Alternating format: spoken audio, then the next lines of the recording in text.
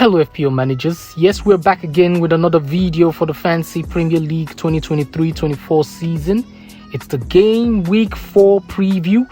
We're going to take a quick look at how well we did in Game Week 3, as well as our transfer plans, captaincy picks, the clean sheet and scoring odds for the upcoming game week. If you're new to the channel, don't forget to like this video and subscribe. We're still a new channel trying to build up more subscribers, so please help a brother out. It means a lot. Click that red button. Let's get straight into business. So we finished up with a green arrow in game week 3, and seeing how terrible we went about game week 2, I'll be taking any green arrows that I can get. So this is how we lined up in game week 3.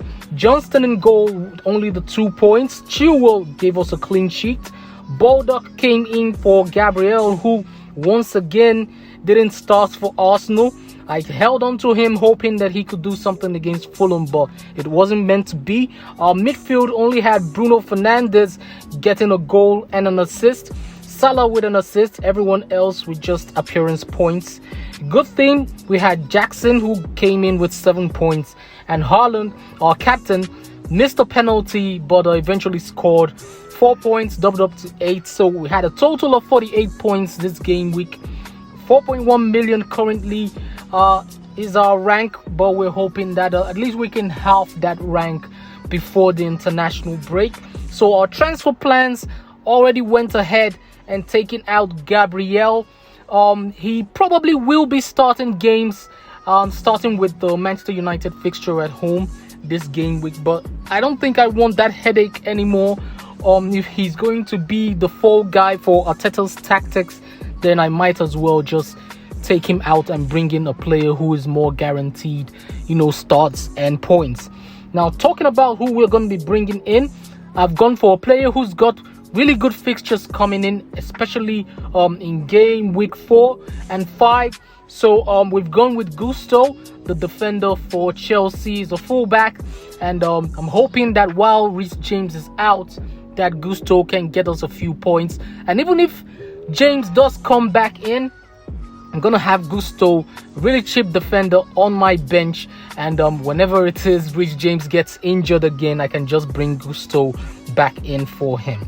So I've got 1.2 million in the bank, which will help me upgrade other positions in my team, and one of such position is the midfield, where I'm looking at Martinelli, and if he doesn't bring in points soon, then he's gonna be the fall guy next. And I'm thinking about getting in Maddison, but I'm gonna use the international break to mule over that idea. And if probably one of Sterling or Foden or Maddison himself gets injured, it's gonna make my decision much more easier for me. So I wouldn't take a hit to bring in Maddison right now, but I would push that decision till after the international break. Then I will make my decision and bring in the appropriate asset. So this is how we're going to line up for game week 4. We're going to go with Johnston in goal. Chilwell, Estupinan and Gusto would be our defense.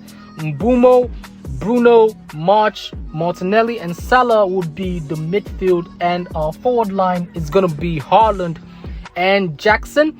I'm going to place Baldock as my first player on the bench, so just in case there are any players in the starting 11 who doesn't feature, Baldock can come in. He's at home to Everton, so I'm hoping that somehow, some way, that could better fit my team. As for captaincy, we went with Haaland in game week 3. Lucky enough, he got a goal even though he missed a penalty in that game, so it was a success. 4 points, doubled up to 8.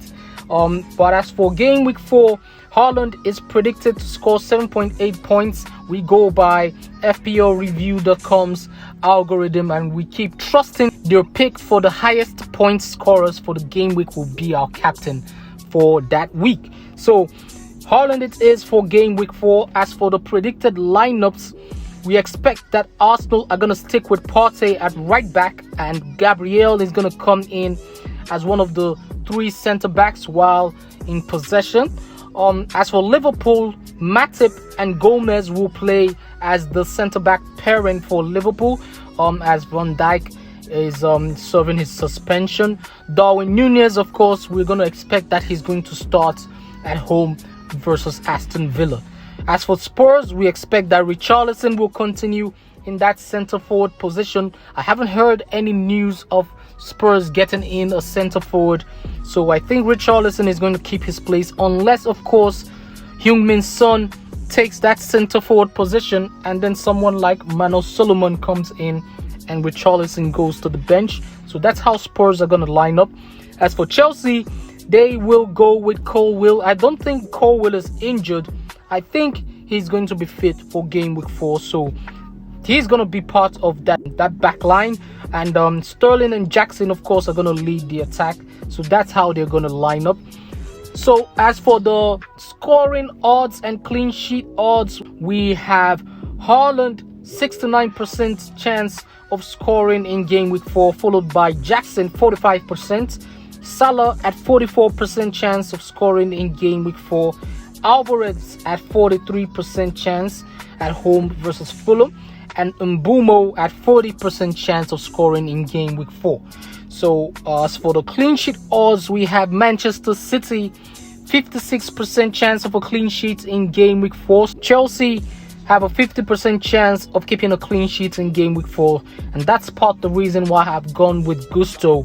And Palace 44% chance of a clean sheet, and we're sticking with Johnston in goal. Henderson is the new signing for Crystal Palace from Manchester United. He could start game week 4, but I'm going to stick with Johnston. I think he hasn't put a foot wrong so far, so I expect that he's going to keep his place. West Ham have a 42% chance of keeping a clean sheet, and then Brentford completes the top 5 for clean sheets with 38% chance of keeping a clean sheet. So if you own Flecken, Pinnock or Henry, you could start them in game week 4. So that's it for our preview for game week 4. I hope that was helpful to you. Don't forget to like this video and subscribe.